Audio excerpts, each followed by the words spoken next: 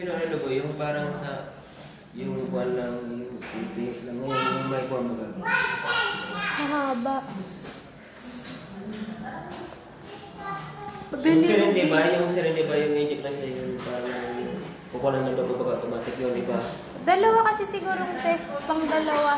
Yun, Pang dalawa na dalawang tube.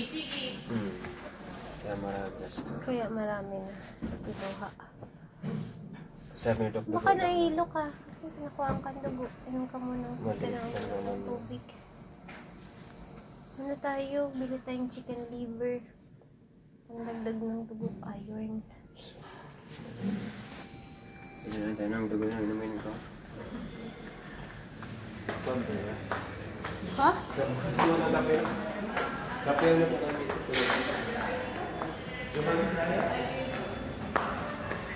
Ay, kakilala ko may barley. Baka makatulong din yung barley.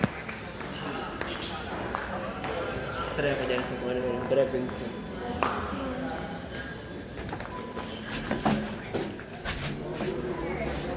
Kape muna, inaantok ako. Diyan? Kape. Sa kape? Yung kape sa bahay. Kape ka pa dyan, mahal-mahal. Gusto mo magtingin doon? Night market? Ayaw.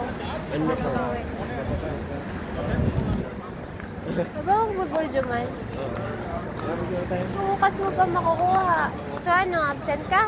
Oo. Para dire-diretso na. O, i-chat mo na ngayon. Ang trabaho mo para si manager mag-adjust na ng schedule niya. May mga punta bukas kasi morning. Sabi ko may... Kasi si Doc, morning. Malay mo niyan, available na yan mamaya ay bukas ng hapon. I-schedule ka na ng operasyon. Anong araw ngayon? Tuesday, Wednesday, Thursday. Oh. Hindi yan, madali lang yan. Dami ospital dito.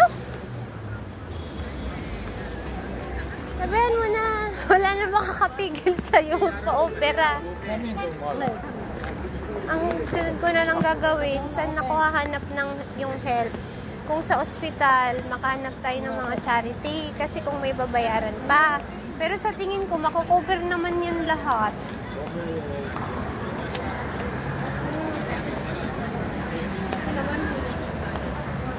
Kasi alam mo yung kumpanya mo, mali na nga sila magpa-oras, kulang sa sahod. Di ba sila gaganti sa mabuting paraan sa medical insurance? Di ba? Pati buong ano na nila yan. Kasi gumastos ka na sa pagpa-check up. Gumastos ka pa sa mga test.